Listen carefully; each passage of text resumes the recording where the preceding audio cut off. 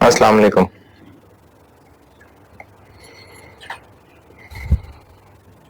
दुरूद शरीफ पढ़ लें।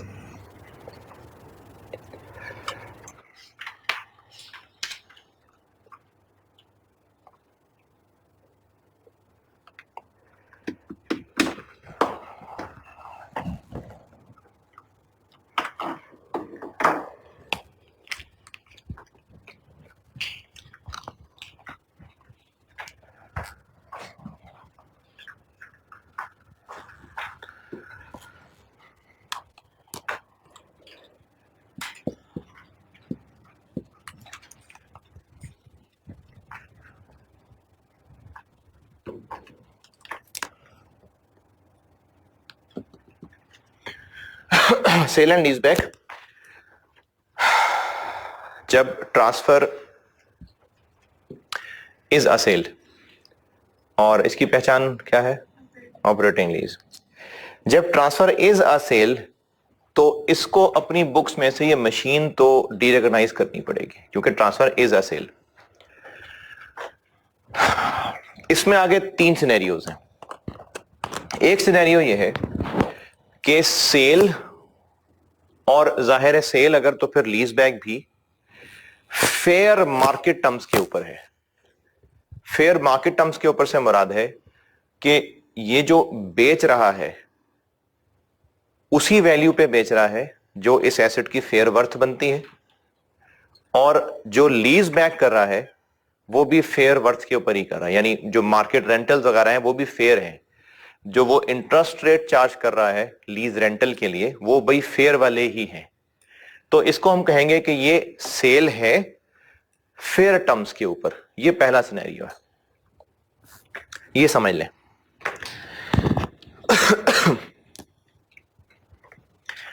इसकी बुक्स में मशीन बुक वैल्यू 17 मिलियन थी और उसने ये 20 मिलियन की कंपनी बी को बेच दी।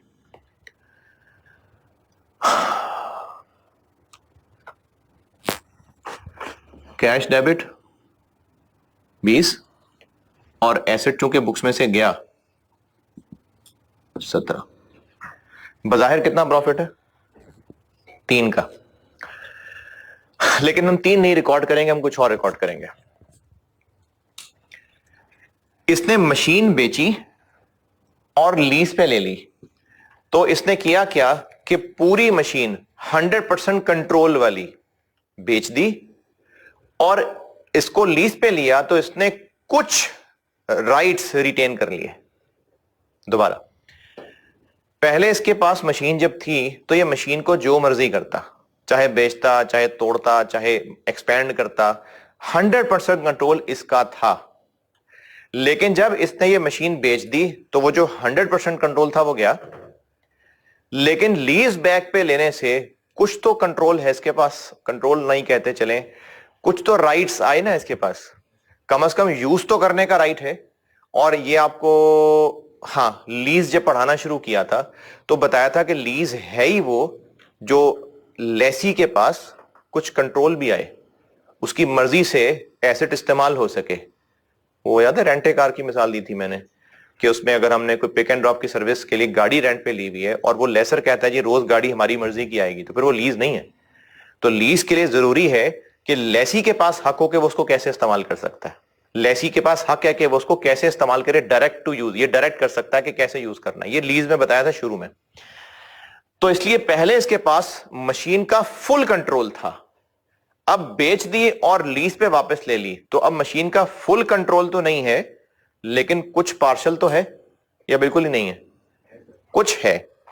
तो हम इसको ऐसे नहीं कहेंगे कि इसने मशीन बेच दी और बाद में लीज पे ले ली। हम ये कहेंगे कि इसने फुल कंट्रोल में से कुछ रख लिया और बाकी बेच दिया। ये बात दोबारा सुनिए। बजाहिर क्या हो रहा है कि ये मशीन बेच रहा है और फिर एक राइट ऑफ यूज ले रहा है, लेकिन हम इसकी अकाउंटिंग ऐसे करेंगे कि इसके पास एक एसेट का पहले फुल कंट्रोल था और उसने उसमें से पार्शियली कंट्रोल रिटेन कर लिए और बाकी बेच दिए। जो पार्शियली रिटेन कर लिए वो राइट ऑफ यूज है, क्योंकि है तो लीगली अब ये लीज। लेकिन पहले हम राइट ऑफ यूज, पहले मतलब लेसी, बुक्स ऑफ लेसी पढ़ते हुए राइट ऑफ यूज कितने पे डेबिट किया करते थे? पीवी ऑफ लीज पेमेंट्स ना, यानी एक नई कैलकुलेशन होती थी। पीवी ऑफ लीज पेमेंट्स एक नई कैलकुलेशन है। लेकिन यहां पर क्या हो रहा है कि इसके पास एक एसेट था जिसका फुल कंट्रोल इसके पास था, उसने कुछ कंट्रोल रिटेन करके बाकी बेच दिए। तो जब हम एक एसेट में से या 4 एसेट्स में से 3 बेच देते हैं, तो वो जो एक रख लेते हैं उसकी क्या कोई रिवैल्यूएशन करते हैं? अगर हमारे पास 4 बिल्डिंग्स थी, 3 बेच दी, एक रख ली, तो वो जो रख ली उसकी कोई रिवैल्यूएशन होगी? नहीं, वो बुक वैल्यू पे आएगा ना। तो चूंकि हम कह रहे हैं कि हमने फुल कंट्रोल्स में से पार्शियली रिटेन कर लिए, बाकी बेच दिए, तो जो रिटेन कर लिए वो बुक वैल्यू पे आने चाहिए ना, या कोई नई वैल्यू क्रिएट होनी चाहिए? Book value. तो यहां पर right of use book value पे आएगा, बुक वैल्यू पे। क्योंकि हम क्या कह रहे हैं कि हमने एक फुल कंट्रोल वाले एसेट में से कुछ रिटेन करके बाकी बेच दिए, तो इसका मतलब हमने इसकी बुक वैल्यू में से कुछ पोर्शन रिटेन कर लिया। तो इस 17 मिलियन का कुछ पोर्शन हम रिटेन करके राइट ऑफ यूज के नाम से बना देंगे। नई कैलकुलेशन नहीं होगी राइट ऑफ यूज की। ये बात आई समझ? अच्छा, अब कितना पोर्शन रिटेन करना है इसके लिए कैलकुलेशन बताता हूं।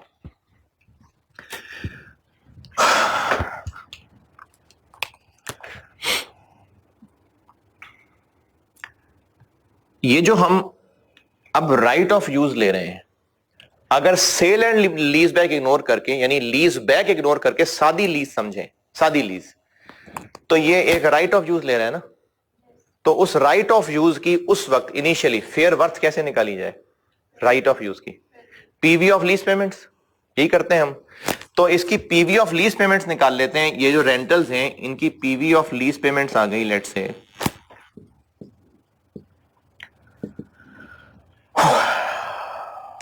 6 मिलियन। ये जो पीवी ऑफ लीज पेमेंट है ये हमने उस रिकॉग्निशन के टाइम पे कैलकुलेशन की है। इसको कह सकते हैं ना कि ये राइट ऑफ यूज की फेयर वर्थ है, इसको उसकी फेयर वर्थ कह सकते हैं ना। अब देखें 3 वैल्यूज हैं आपके सामने। पूरा एसेट बुक वैल्यू ये थी, पूरे एसेट की फेयर वैल्यू ये है, पोर्शन रिटेन्ड की फेयर वैल्यू ये है। पोर्शन रिटेन्ड की बुक वैल्यू कैसे निकालें? फिर देखें, फुल एसेट की बुक वैल्यू, फुल एसेट की फेयर वैल्यू, पोर्शन रिटेन्ड की फेयर वैल्यू, पोर्शन रिटेन्ड की बुक वैल्यू कैसे निकालें? परसेंटेज ले लें, रेशो ले लें। जो इनका रेशो है फेयर वैल्यूज का, वही रेशो बुक वैल्यू का भी होगा। तो इसका जो रेशो है यानी 6 million divided by 20 multiply by 17, और इसमें याद रखने में शायद ये आसान रह जाए, ये याद रखने में ये आसान रह जाएगा। क्या किया? फुल एसेट की book value divided by full asset की फेयर वैल्यू, यानी ये है फेयर वैल्यू और बुक वैल्यू का रेशो। तो अगर राइट ऑफ यूज की फेयर वैल्यू ये है तो ये रेशो इस पे लगा दें तो इस रिटेन्ड हिस्से की बुक वैल्यू निकल आएगी। कितनी? 5 तो राइट ऑफ यूज 5.1 से डेबिट होगा। ये था राइट ऑफ यूज का मामला। लीज लायबिलिटी तो लीज लायबिलिटी है। लीज लायबिलिटी कितने से क्रेडिट होगी?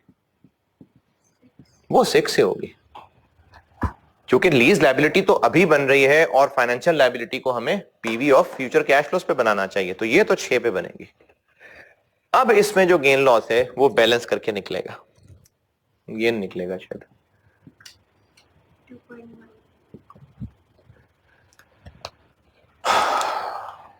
तो sale and lease back case 1, जो सेल होके लीज हुई है, सेल भी और लीज भी फेयर मार्केट टर्म्स के ऊपर है, तो ये इसकी सेल और लीज की एंट्री। हाँ हाँ, कौन सी? लेसी में फाइनेंस लीज की अकाउंटिंग और ऑपरेटिंग लीज की अकाउंटिंग कौन सी होती है? लेसी में तो लीज की अकाउंटिंग होती है, तो हमने लीज की अकाउंटिंग की है।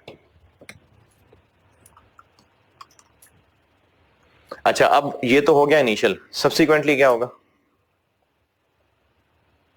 राइट ऑफ यूज डेप्रिशिएट होता जाएगा और लीज लायबिलिटी पे ऑफ होती जाएगी। पहले पेज पे नोट्स में यही सब अंग्रेजी लिखी हुई है, और ये मैंने सारी बात की है बुक्स ऑफ सेलर लेसी की। बुक्स ऑफ बायर लेसर में क्या होगा?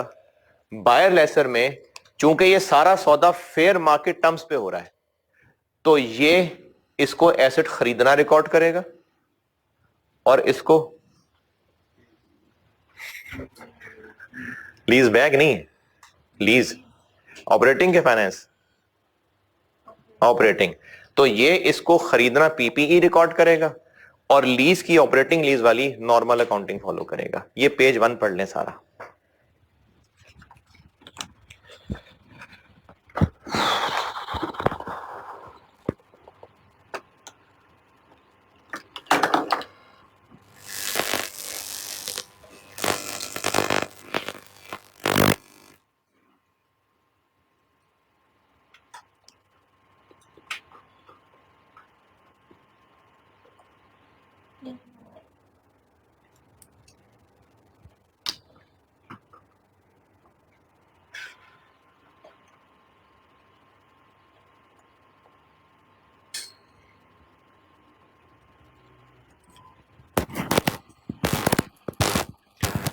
हाँ जी, डन।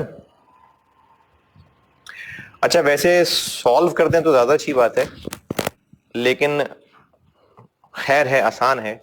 अगर आप ज़बानी देख के सॉल्यूशन भी देख लें तो काफी है।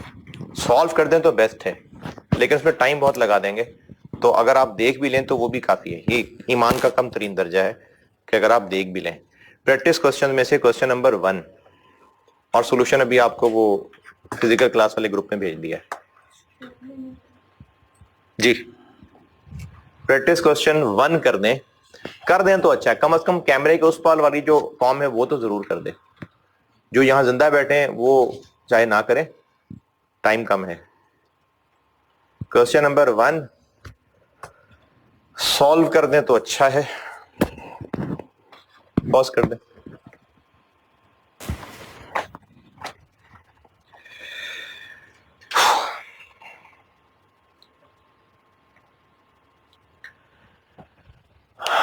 हाँ जी, क्वेश्चन 1 डन। कुछ पूछना है?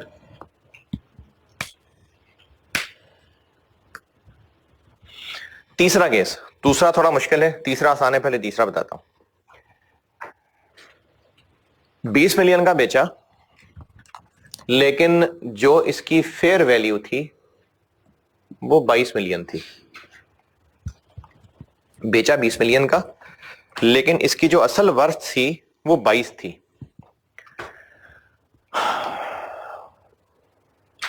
अकलमंदी की अगर बात देखें तो अगर हमने सस्ता बेचा है तो यकीनन किराया भी कम ही होगा। डेफिनेटली ऐसा ही हुआ होगा। अगर नहीं भी इसने इसकी मजबूरी से फायदा उठाया है, फिर भी आईएएस कहता है नहीं, आपने अगर सस्ता बेचा है तो आगे आपने किराया भी कम दिया है। अब इसको टैकल किस तरह से किया है?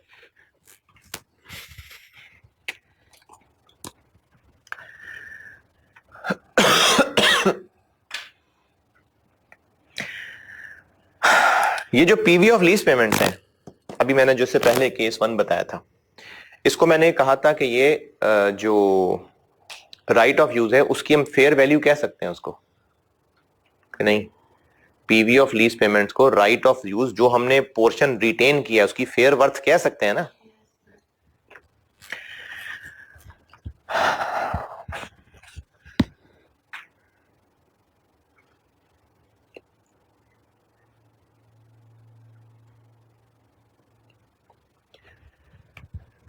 इसका आंसर आ रहा है 8 मिलियन। ये जो लीज पेमेंट्स की पीवी जो कॉन्ट्रेक्चुअली एग्री हुई ना, उनकी पीवी 8 मिलियन है। आईएस की अप्रोच ये है कि यही हुआ होगा। वो ये कि आपने एसेट 22 का ही बेचा होगा। कितने का बेचा हमने?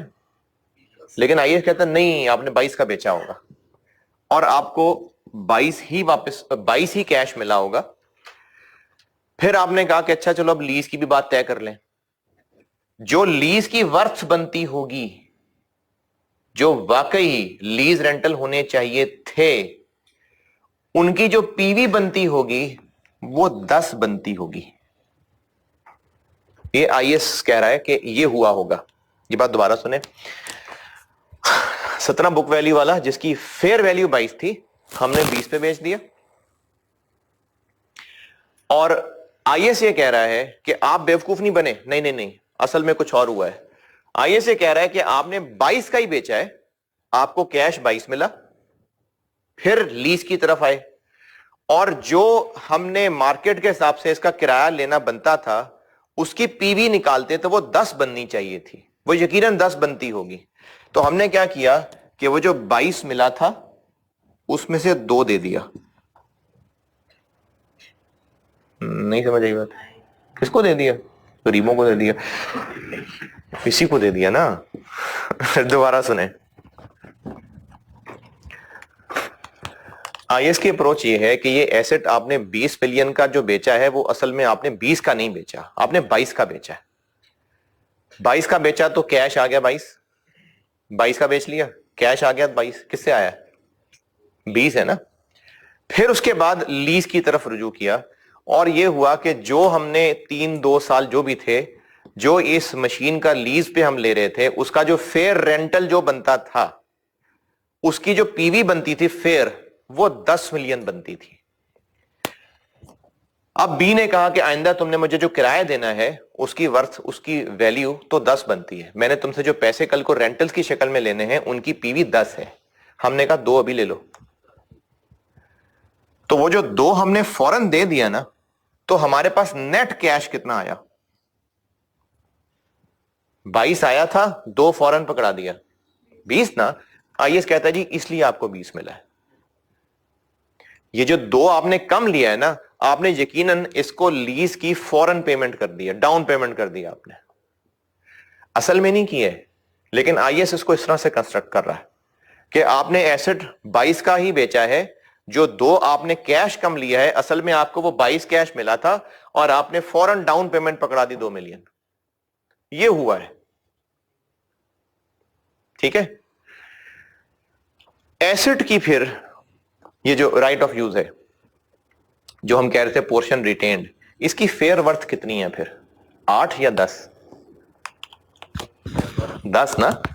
8 तो इसलिए पीवी निकली है क्योंकि हमने डाउन पेमेंट फौरन पकड़ा दी, तो पीवी तो उसकी आएगी ना जो बाकी पैसे और देने, इसलिए वो 8 आ रही है। वरना अगर वैसे देखा जाता तो उसकी वर्थ 10 थी। तो ये जो मैंने यहां फार्मूला लगाया था, यहां पर ये कितना आएगा? 22। यहां पर 8 लिखूं कि 10? 10।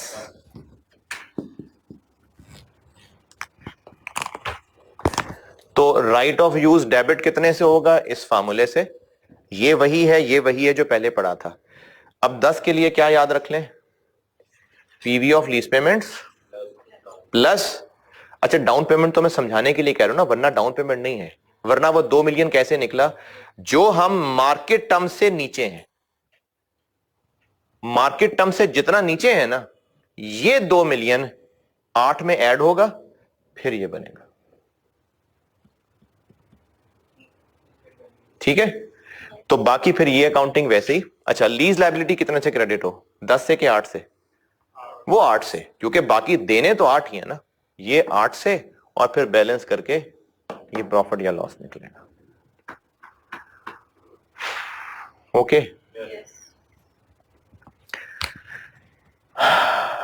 इसमें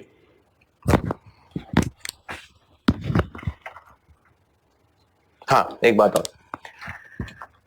ये जो मैं कह रहा हूं ना मार्केट टर्म से बिलो, समझने में आसान है इसलिए मैं इसको फेयर वैल्यू की शक्ल में कह रहा हूं। हो सकता है इस एसेट की फेयर वैल्यू ही ना होती, या होती तो आसानी से नहीं पता चल रही होती। वैसे तो होगी तो यहां पर लगाएंगे, लेकिन इसको एक और तरीके से भी निकाला जा सकता है, और वह एक और तरीका यह है कि जो हमने कल को रेंटल्स देने हैं उनकी जो पीवी बन रही है और जो वैसे मार्केट के हिसाब से पीवी बनती, उसका जो डिफरेंस है वो भी 2 है। पेज नंबर 2 पढ़ लें सारा, पेज नंबर 2 सारा पढ़ लें।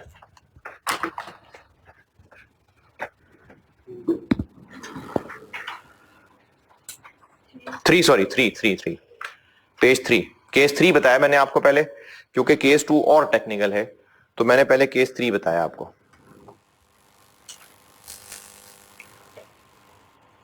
पेज नंबर 3 पढ़ लें सारा।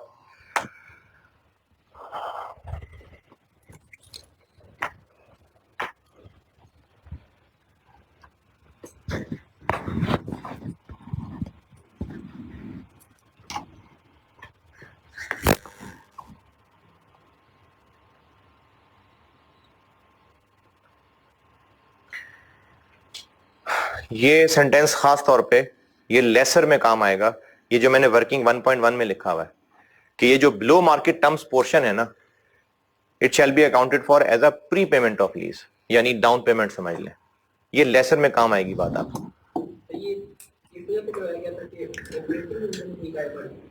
चाके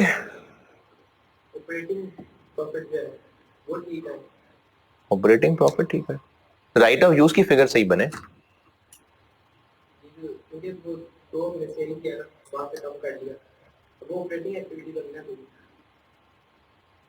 ऑपरेटिंग एक्टिविटी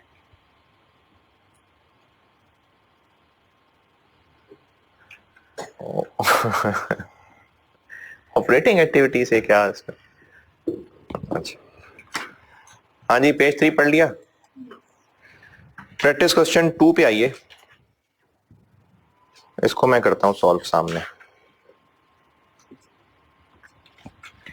प्रैक्टिस क्वेश्चन 2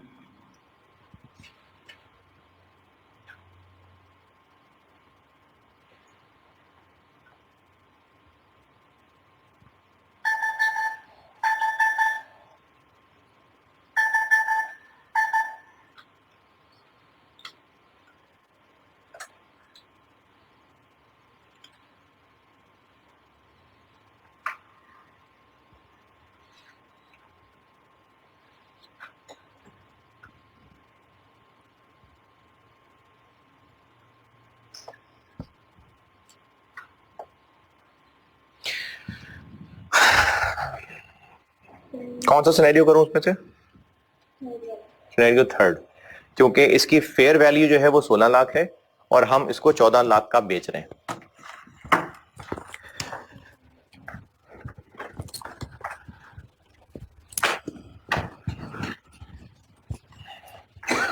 दोनों की बुक्स में एंट्रीज पूछी हैं, पहले हम करते हैं books of seller Lesi.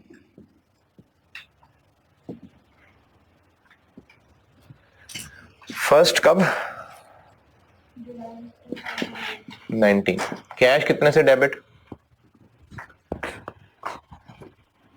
Scenario 3 कर रहा हूं मैं, सिनेरियो 3 जी,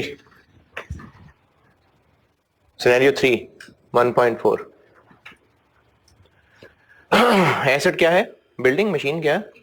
इक्विपमेंट। इक्विपमेंट निकल जाएगा बुक्स में से, बुक वैल्यू से 1.5। लीज लायबिलिटी कितने से क्रेडिट? रेंटल्स की पीवी निकालें जल्दी से।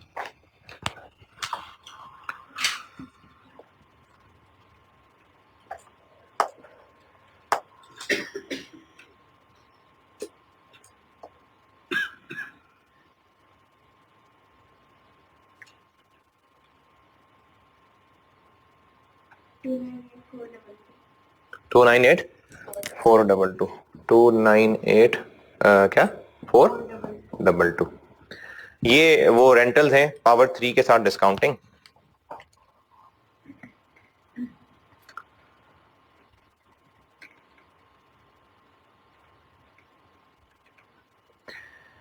राइट ऑफ यूज के लिए करते हैं वर्किंग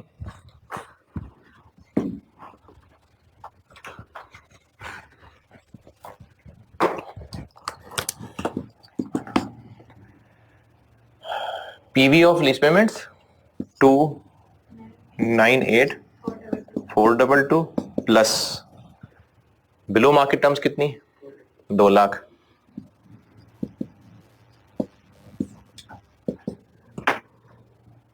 ऊपर बुक वैल्यू इधर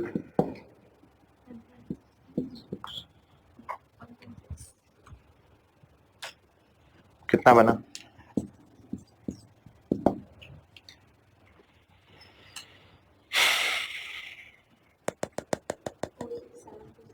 467 यानी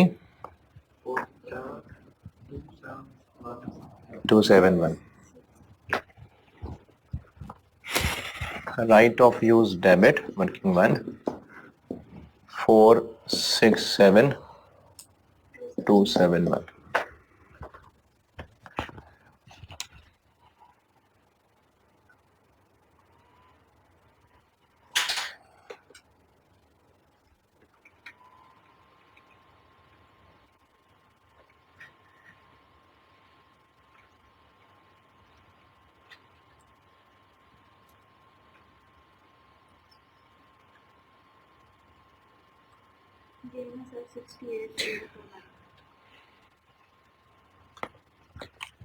68 का आ गया गेन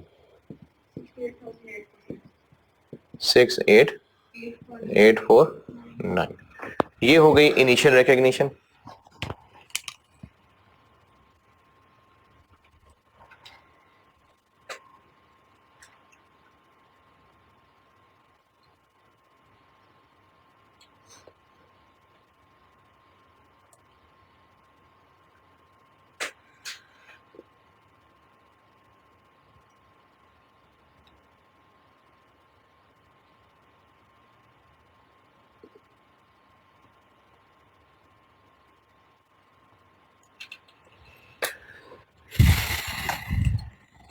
फिर इसके बाद ईयर एंड पे आके बाकी वो सब्सिक्वेंट वाली हो जाएगी 30 जून 20 पे आके डेप्रिसिएशन चार्ज हो जाएगी राइट ऑफ यूज की।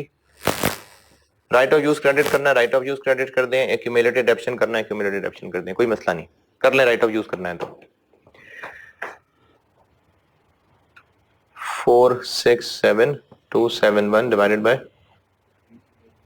3 और बाकी फिर वो लीज वाली 2 एंट्रीज हो जाएंगी ठीक है, हो जाएंगी। बुक्स ऑफ बायर लेसर पे आते हैं।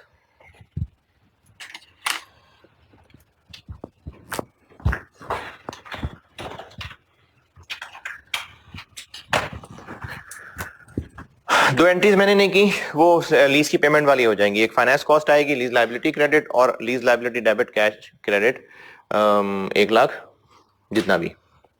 ये हो गई बुक्स ऑफ सेलर लेसी। डालू books of seller buyer laser.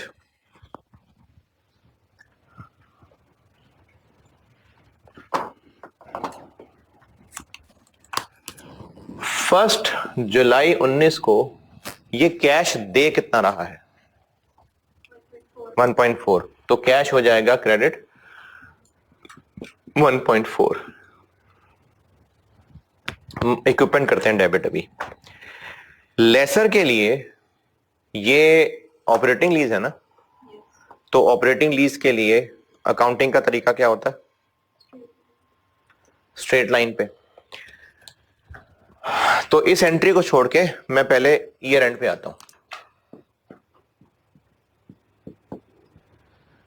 2 minute का काम है, ये बताएं कि lease income for the year कितनी बनेगी इसकी। ऑपरेटिंग लीज है ना, तो बताएं lease income for the year 20 कितनी बनेगी। नहीं,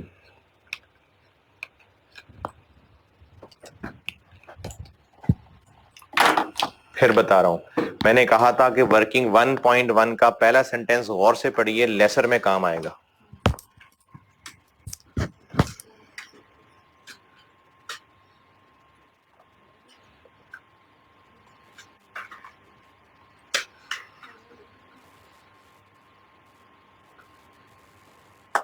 जी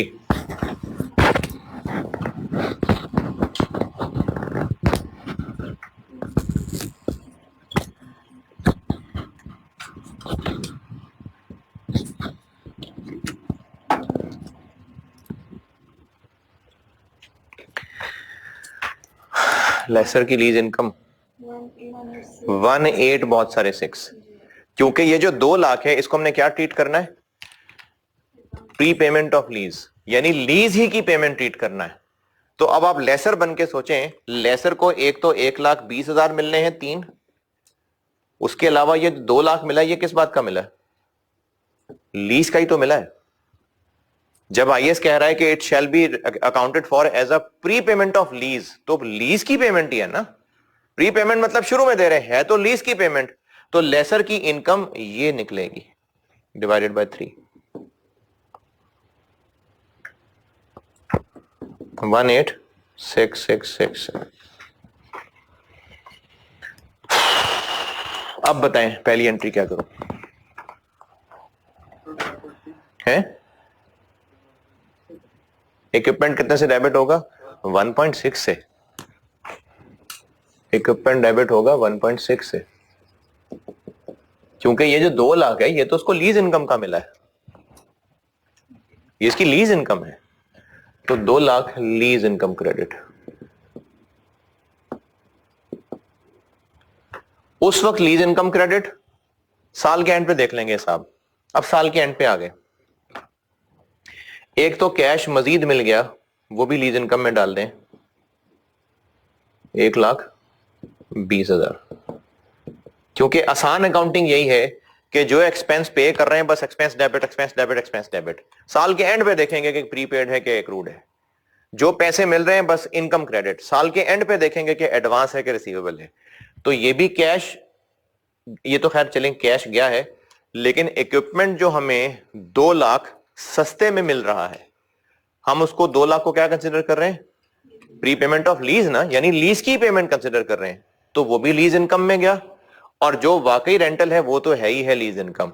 अब साल के एंड के ऊपर हम देख लेते हैं कि कितना ज्यादा है कितना कम है, तो यकीनन ज्यादा ही है, तो ये चला जाएगा एडवांस रेंट के अंदर, लायबिलिटी।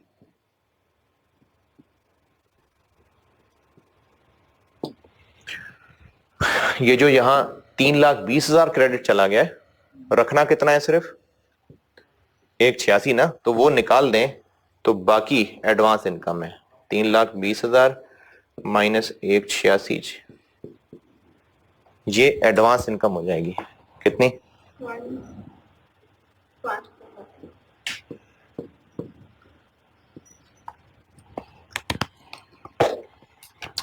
और ये जो इक्विपमेंट आ गया है ये अब डेप्रिशिएट होगा।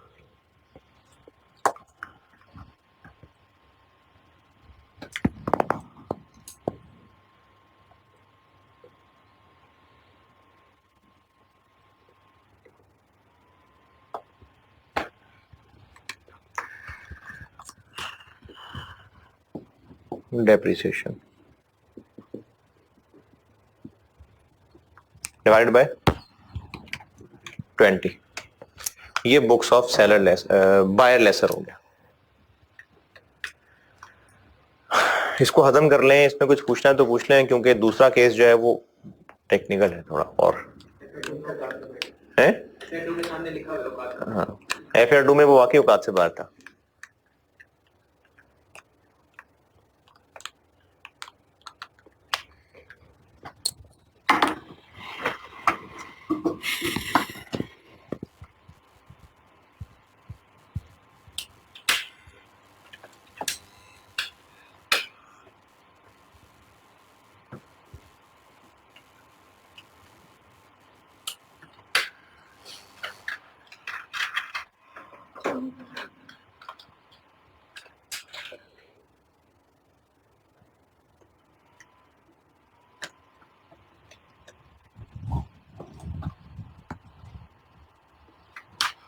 जी पूछना कुछ नहीं।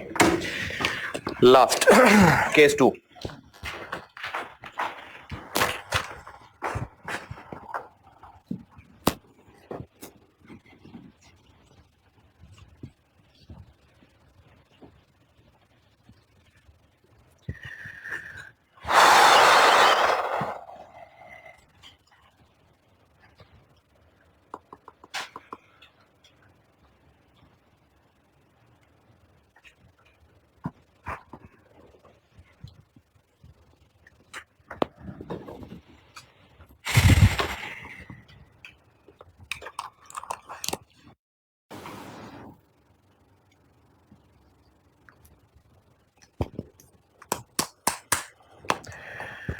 अब क्या हुआ है, हमने एसेट की औकात से बढ़ा के उसको बेच दिया।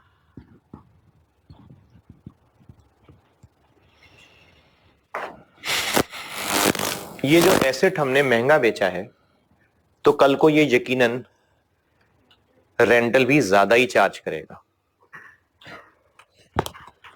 लेकिन वो जो रेंटल चार्ज कर रहा होगा, कह के तो वो लीज रेंटल चार्ज कर रहा होगा, लेकिन हम इसकी अकाउंटिंग को दो हिस्सों में तोड़ेंगे।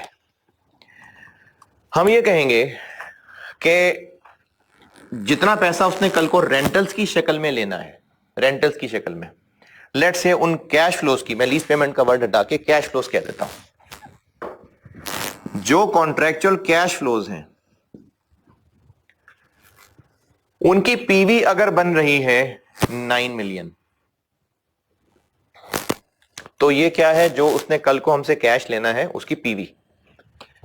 आईएस ये कह रहा है कि अगर आपने उसको महंगा ना बेचा होता तो उसने आपसे सिर्फ रेंटल ही लेना होता, लेकिन आज जो उसने आपको 2 मिलियन ज्यादा दे दिए हैं तो उसने आपको असल में लोन दिया है। देखें, अगर इस एसेट को उसकी औकात पे बेचते तो ये 18 मिलियन का बिकना चाहिए था, लेकिन हमने 20 का बेच दिया, तो आज हमें कैश ज्यादा मिल गया ना। कितना ज्यादा? तो आईएस की अप्रोच ये है कि लेसर ने आपको एसेट लीज पे तो दिया है क्योंकि उसने आपसे खरीदा है और लीज बैक कर दिया, लेकिन उसने जो महंगा खरीदा है ना, असल में आपको 2 मिलियन का वो लोन दे रहा है,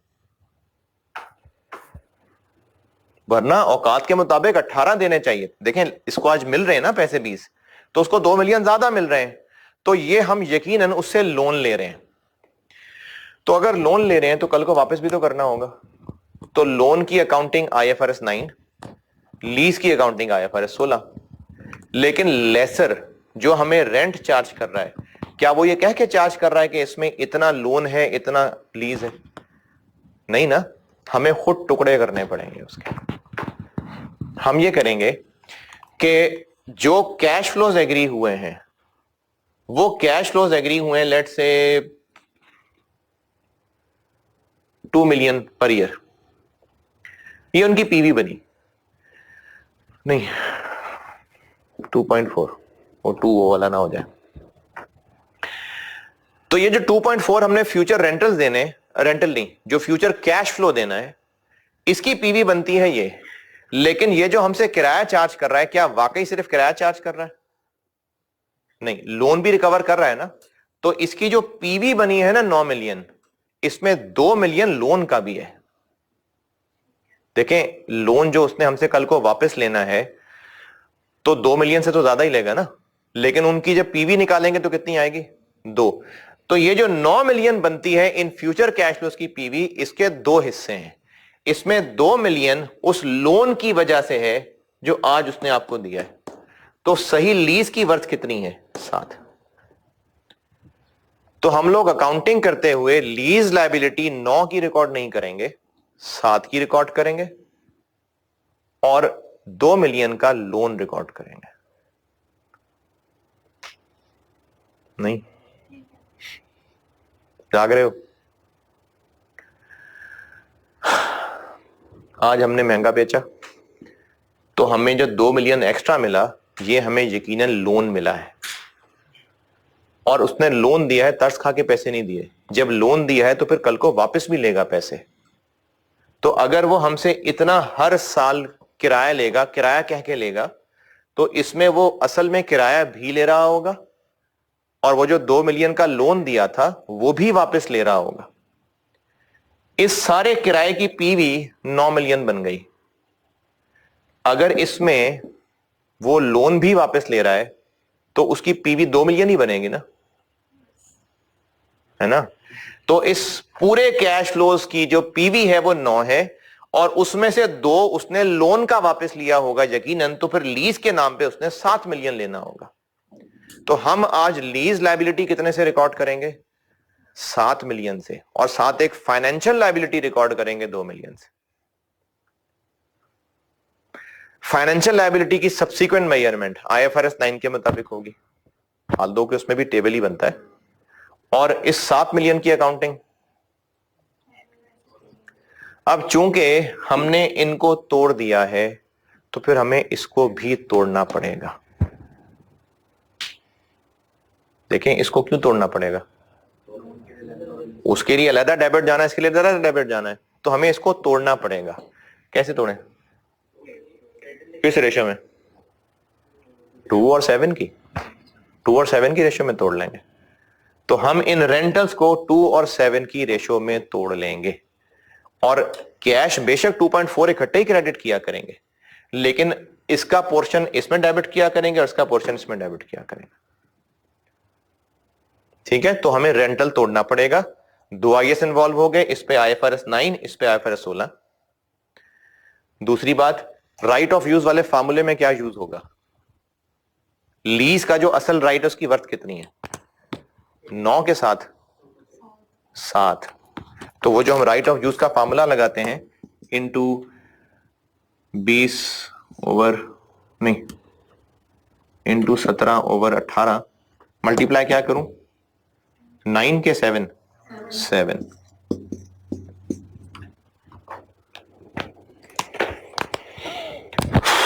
क्योंकि पीवी ऑफ कैश फ्लोज बेशक 9 है, लेकिन लीज का जो राइट हमने रखा है उसकी वर्थ 9 नहीं है, उसकी वर्थ 7 है। तो इस फार्मूले में 7 इस्तेमाल होगा, लीज लायबिलिटी भी 7 से रिकॉर्ड होगी और ये लोन रिकॉर्ड होगा। और जो कल को हम कैश रेंटल दिया करेंगे उसके 2 टुकड़े करेंगे जो कि इसी रेशो में कर देंगे, यानी 2 टेबल बनेंगे, लोन का टेबल अलहदा बनेगा, लीज का टेबल अलहदा बनेगा। नोट्स में पेज नंबर 2 पढ़ लें सारा।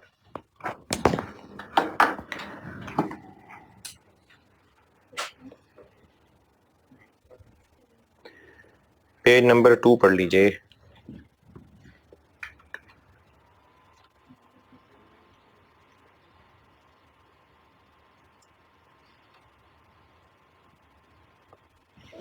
एक बात और, अगर हम इसको लोन मान रहे हैं तो फिर वो बायर लेसर भी इसको लोन ही मानेगा। अगर हम कह रहे हैं ना हमने लोन लिया है तो उसने लोन दिया है, तो वो भी अपने पास लोन को रिकॉर्ड करेगा और अपना बकायदा लोन का फाइनेंशियल एसेट का स्केड्यूल बनाएगा। अच्छा, लेसर भी इसका मतलब जब इसको तोड़ेगा, तोड़े जरा 2/7 में इसको, 2/9 7/9 1.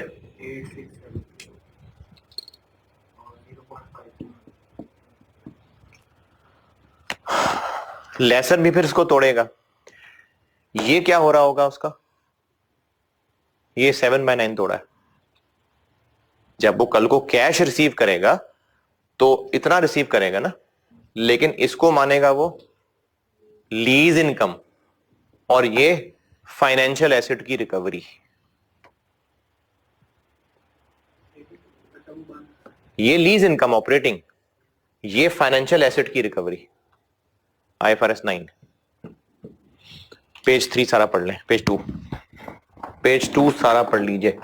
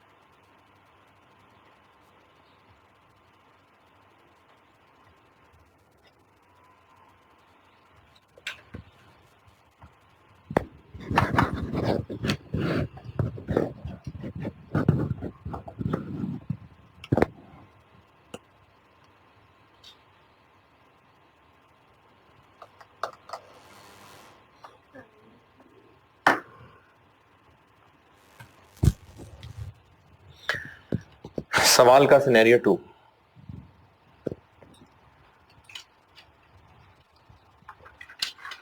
बोर्ड पे करूं कि सॉल्यूशन से देखना है, बोर्ड पे।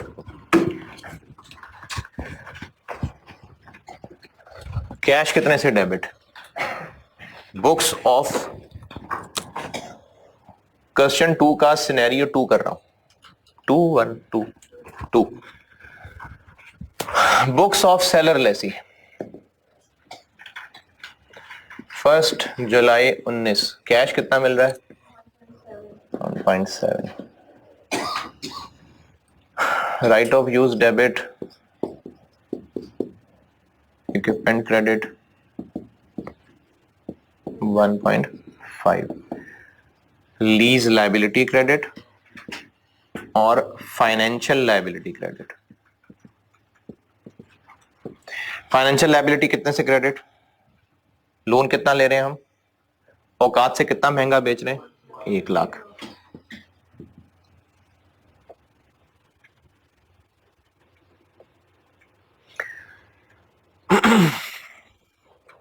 लीज लायबिलिटी के लिए वर्किंग करते हैं।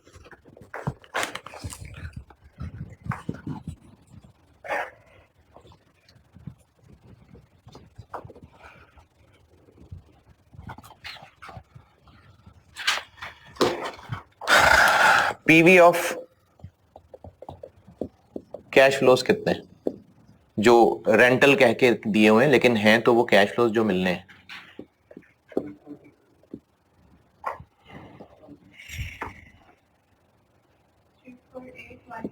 थ्री फोर एट, लेकिन इसमें से 1 लाख तो लोन है, तो लीज के नाम पे कितने हैं?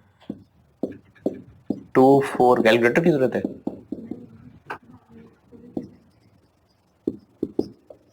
248,159, ये है लीज लायबिलिटी। वैसे पूरे इतने पैसे देने हैं जिसकी पीवी है, लेकिन इसमें लाख लोन का है तो लीज का इतना है। फिर लीज लायबिलिटी आ जाएगी 248,159 और राइट ऑफ यूज में इसी को इस्तेमाल करेंगे, तो राइट ऑफ यूज आ जाएगा 248,159 इंटू 1.5 ओवर 1.6,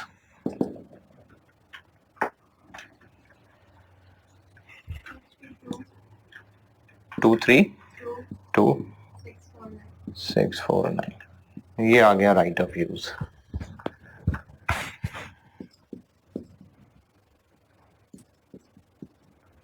और इसको बैलेंस करेंगे तो प्रॉफिट या लॉस आ जाएगा।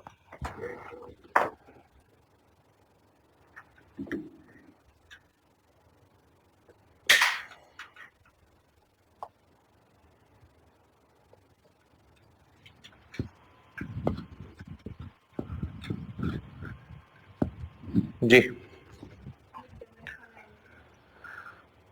प्रॉफिट ऑन डिस्पोजल बन गया 84490।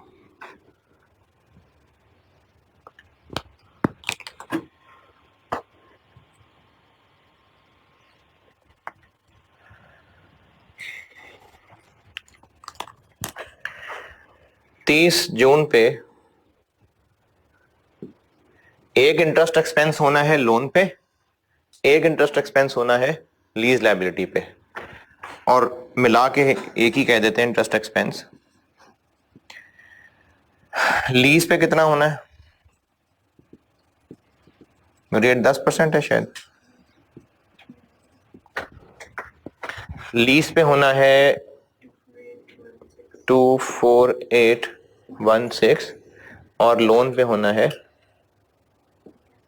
10,000, तो 34816, और जब कैश पे होगा तो उसके हमने करने हैं 2 टुकड़े। कैश तो पूरा क्या है 140 होगा, लेकिन उसमें से लोन में कितना डेबिट जाएगा और लीज में कितना डेबिट जाएगा, किस रेशियो में तोड़े?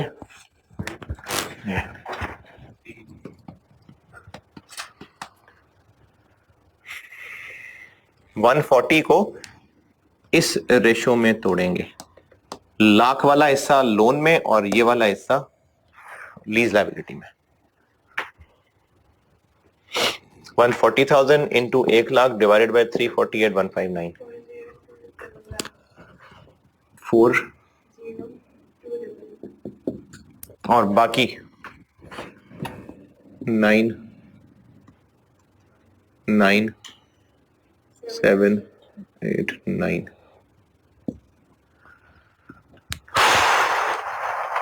और राइट ऑफ यूज की डेप्रिसिएशन चार्ज हो जाएगी।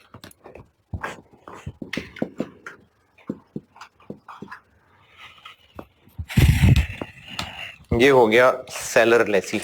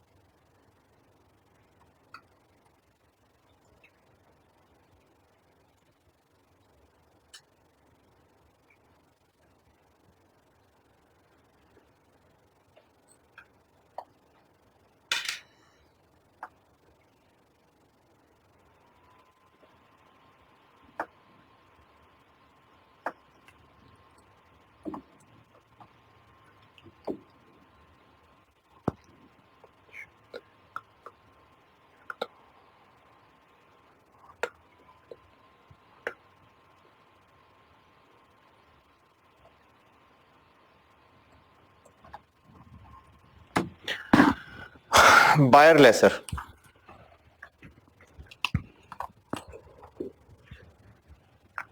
बायर लेसर 1 जुलाई को उसकी जेब से पैसे कितने जा रहे हैं? 17 लाख। तो कैश क्रेडिट 17 लाख, इसमें से 1 लाख वो दे रहा है लोन, फाइनेंशियल एसेट डेबिट,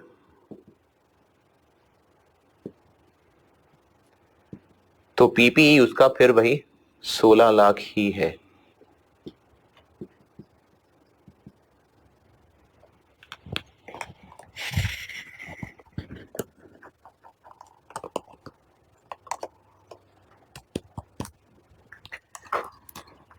साल गुजरेगा 30 जून 20, फाइनेंशियल एसेट पे इंटरेस्ट पड़ेगा, financial asset debit, interest, income, credit 10,000,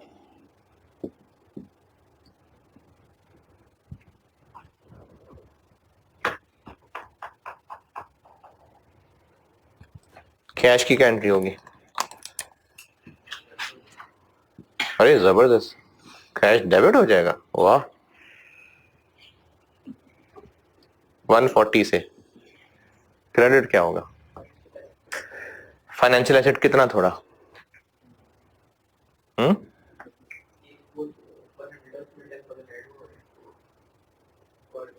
इस 140 में से फाइनेंशियल एसेट में कितना जाएगा? यही जाएगा, यही ये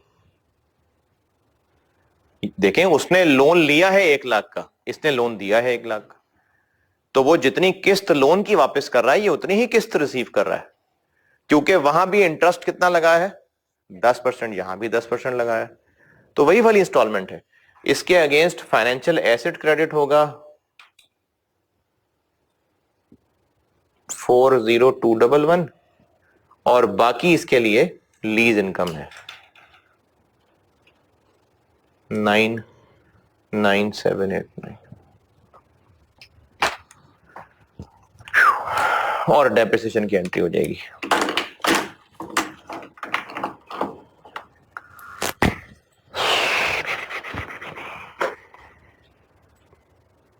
लीजेस खत्म,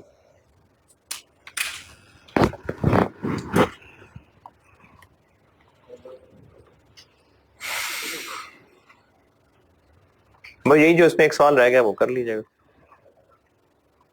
ये IFRS 16 जब से बना है तब से पास्ट पेपर में ये टेस्ट नहीं हुआ।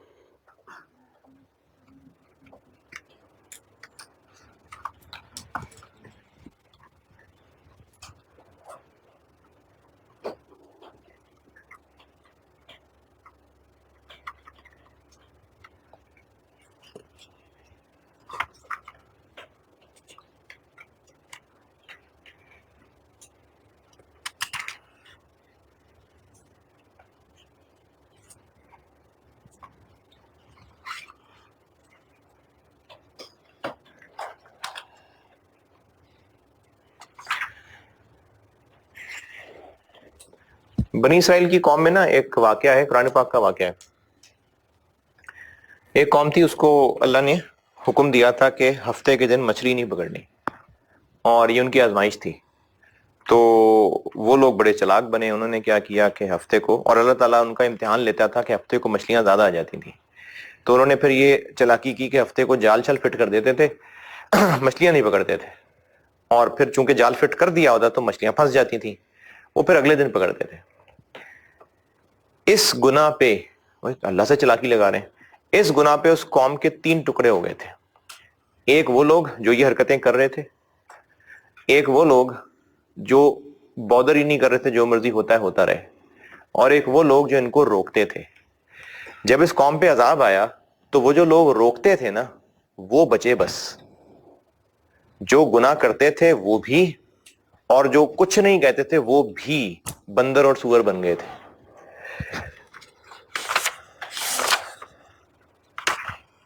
सही मुस्लिम की हदीस है, तुम में से जो कोई बुराई देखे तो उसे अपने हाथ से रोके, अगर उसकी ताकत ना हो तो जबान से, और अगर इसकी भी ताकत ना रखता हो तो उसे दिल में बुरा जाने, और ये सबसे कमतर दर्जे का ईमान है। हमारा आजकल मिजाज ये है कि हमारा भाई, हमारा दोस्त, कोई भी हमारा कुलीग जो हमारे किसी भी तरह इन्फ्लुएंस में है, वो बुराइयां करे जा रहा है, करे जा रहा है। उसकी अपनी जिंदगी है जी, मैं क्या करूं, उसका और अल्लाह का मामला नहीं। सुअर और बंदर बन गए थे वो भी जो नहीं रोकते थे। अगली क्लास में मुलाकात होगी।